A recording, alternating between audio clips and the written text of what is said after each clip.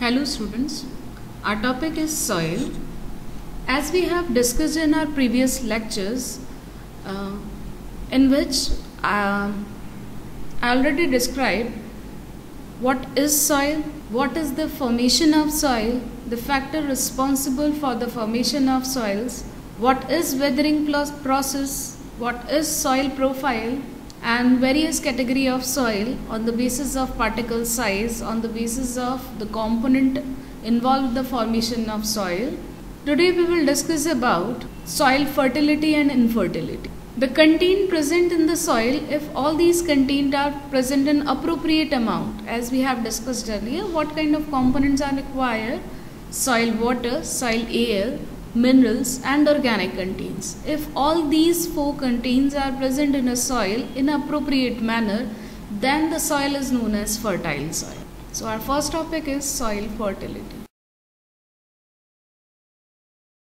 What do you mean by a fertile soil? How you can say a soil is fertile?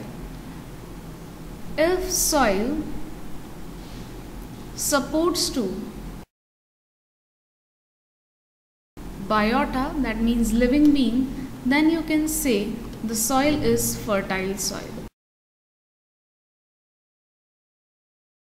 So fertile soil is responsible for the formation of plants. Plants can be grown in the fertile soil. And if we talk about the soil texture or component, all the four components, soil air plus soil water, next soil minerals, next organic matter or humus.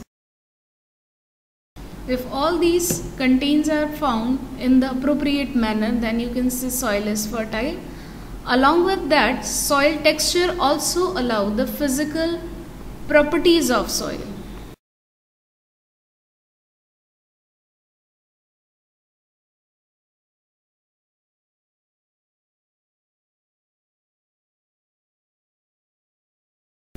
Now, what kind of physical properties are found in a soil? This one is responsible for water holding capacity,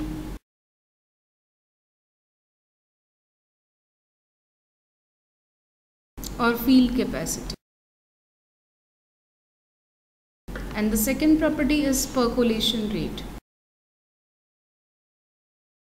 Both are vice versa from each other. The first one is water holding capacity.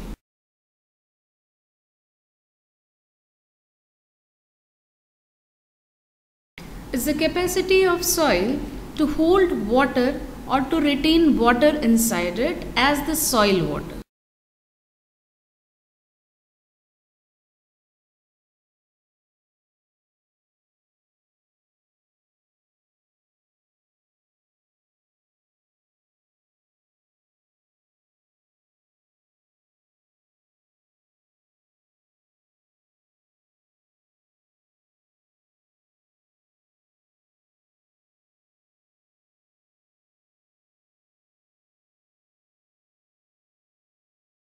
What is water holding capacity? As I told you, this one is the capacity of soil to retain water.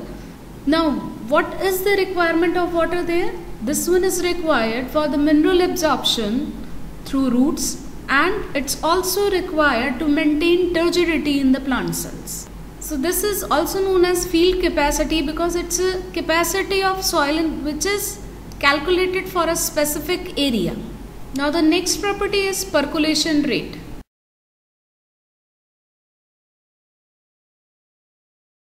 It's a rate of water runoff from the soil.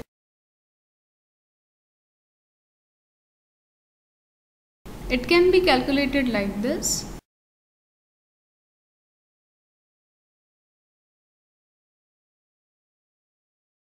This property is usually found in ml, while time is calculated in minute. So the unit of percolation rate is ml per minute. It's the ml amount of water is actually the runoff water that is runoff from the soil surface over time. It can be calculated in percentage. At that time, the percent percolation rate can be calculated like this. Now I am going to talk about some special point regarding to this. Clay soil has maximum water holding capacity.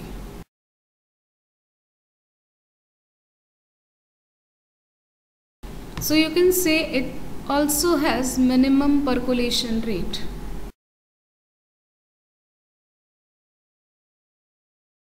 Just like that, sandy soil has minimum water holding capacity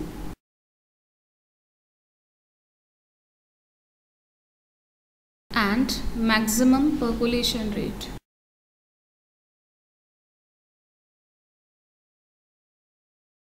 So what is the factor that makes soil infertile?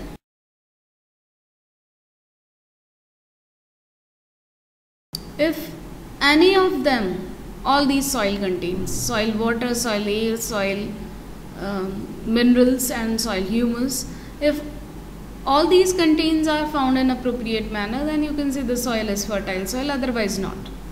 If any of the factor get depleted, or if this one is replaced by any other factor, then you can say soil is infertile. Like I can tell you about water-logged soil. In the case of water-logged soil, soil air is replaced by, here the soil air is replaced by soil water. So in the absence of soil air, root cannot respire. So after some time root will die, and because of the death of roots, water and minerals cannot be reabsorbed and the whole plant will suffer, and at the last plant will also die. So during flood, that's why during flood all the plants are destroyed. Now the second condition can be dried soil,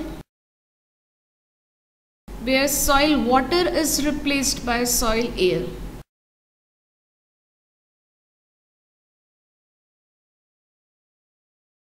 Or you can say that soil could be that soil is facing the water scarcity there.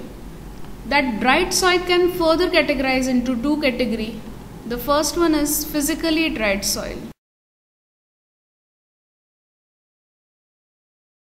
The soil that is actually facing water scarcity.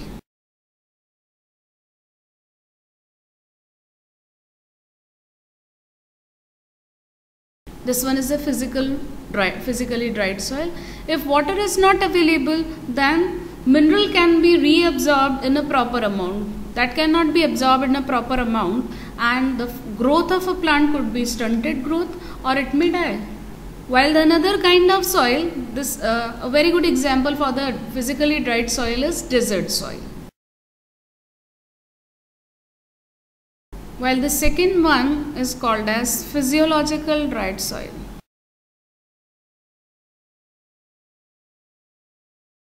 Although water is available, but it cannot be used by plants. It's water-rich soil, but that water is not usable to plants. Although water is present in sufficient amount, but plant cannot be used that kind of water. Such a kind of soil is also found at polar region. Although rich water contains are available there, but they are present in the frozen condition, so plant cannot utilize them. Again, another example for physiologically dried soil is waterlogged soil. Although here soil air is replaced by soil water, such a kind of huge amount of water is available, but because plant root cannot respire, they will die, root will die, and ultimately dead root cannot absorb water and minerals. So this kind of soil is known as physiologically dried soil. Actually what happens, this kind of infertile soil never support plant life, and ultimately that is converted into a barren land, and this phenomena is known as desertification. So let us talk about the soil erosion. If plants are not there, then soil can be eroded easily. So next point is soil erosion. The simple definition of soil erosion is displacement of soil, displacement of fertile soil by any physical factor. Now we will talk about all those factors responsible for the displacement of soil, displacement of fertile soil, and because of that displacement what consequences can be caused, वो भी हम देखेंगे. So let us talk about the first one, agent or force responsible for soil erosion.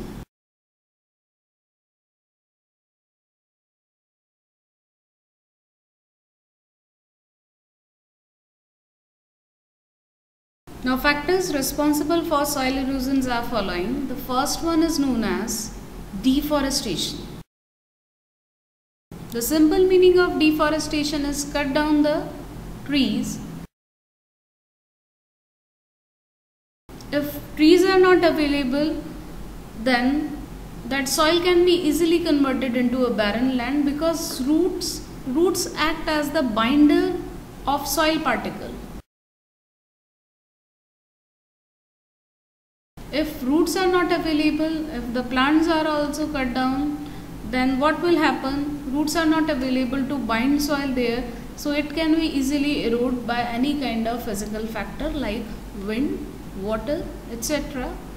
So at a deforested land, it's very easy to erode the fertile layer, the topmost layer.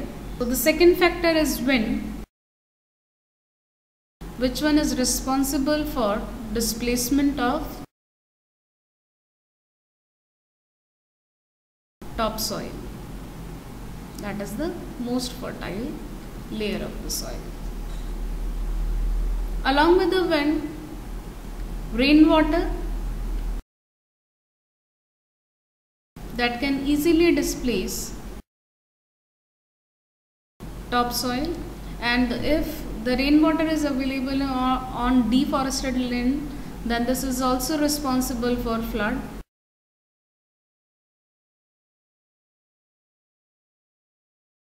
The next point could be natural disaster.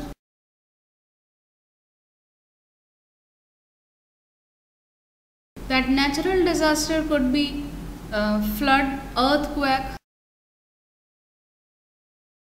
landslide,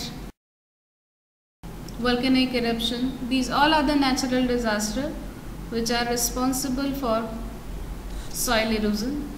Human interference is the very important reason for soil erosion.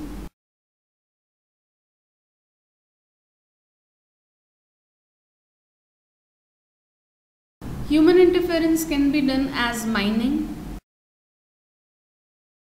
This is responsible to displace the various soil horizons. Along with that, to fulfill our food requirement, usually humans do intense agriculture. More and more use of fertilizers.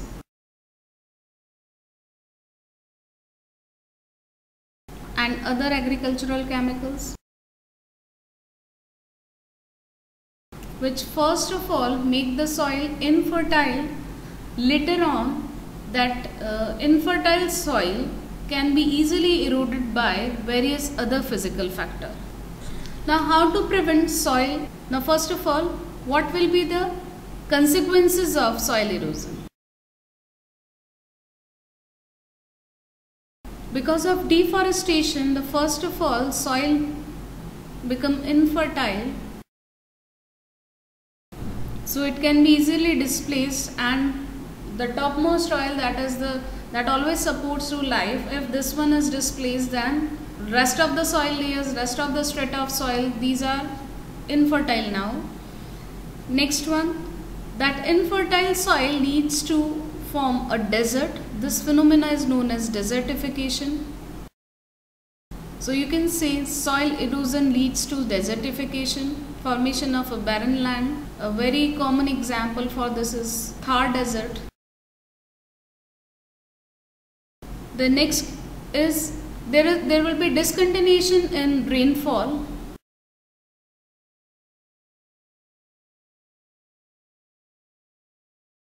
Actually, we know very well transpiration which is done by plants is that plays a very important role in the rainfall. So you can say plants always call rain.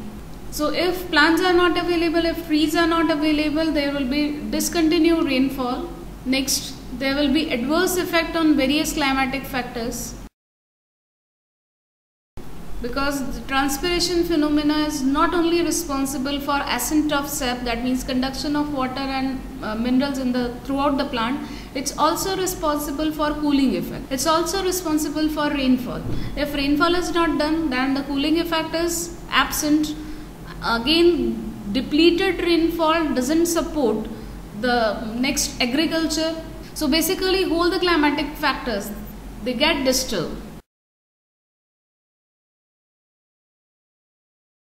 Not even rainfall, along with that temperature, light, these all the factors get disturbed. Next, due to deplete rainfall, due to soil erosion, because the soil is infertile now, it's going to convert in a desert, there will be food scarcity. Along with that, what I am saying, all the steps are basically done by deforestation, and because of deforestation there is destruction of natural habitat.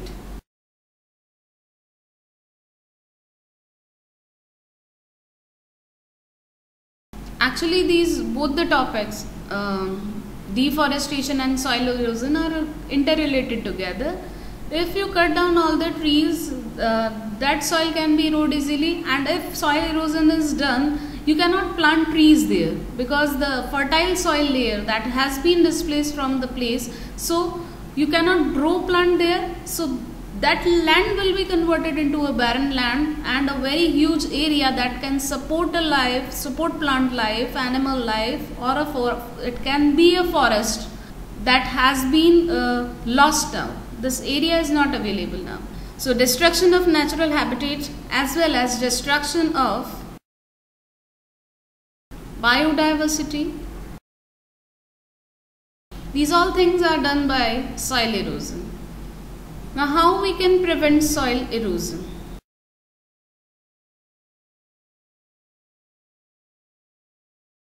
As I told in my first point, plant roots, these are responsible to hold soil there. So if you do afforestation, this one always support to soil particles to retain a specific place, So afforestation is the best cure of soil erosion. That means plantation of tree. Next, we should stop intense agriculture.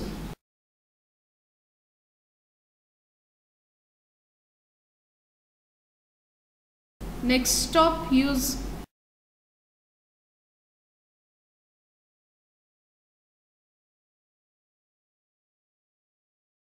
we should stop the use of various agricultural chemicals during crop production.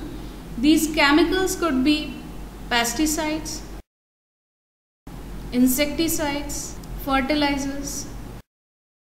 Instead of using all these components, we should promote organic farming.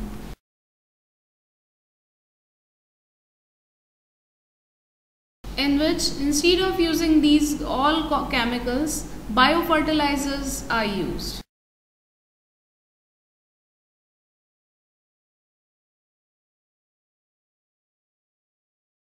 Trees should be planted in the row so that they can act as wind barrier. So we can frame green lines on roadside or make a boundary or can do fencing of trees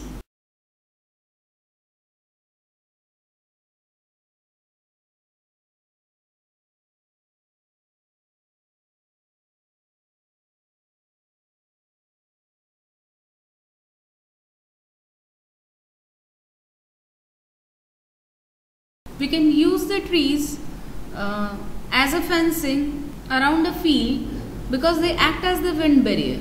Next, contour farming should be stopped because this one is responsible for the direct loss of topsoil in hill area.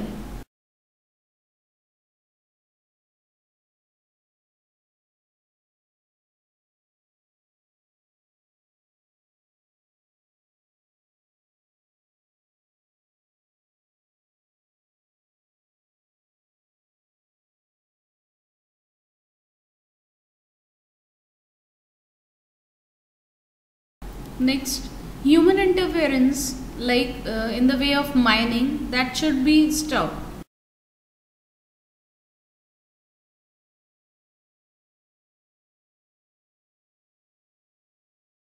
If all these points are done, then we can prevent the soil erosion. Thank you all. In our next lecture, we will discuss about soil pollution and its consequences. Thank you everyone.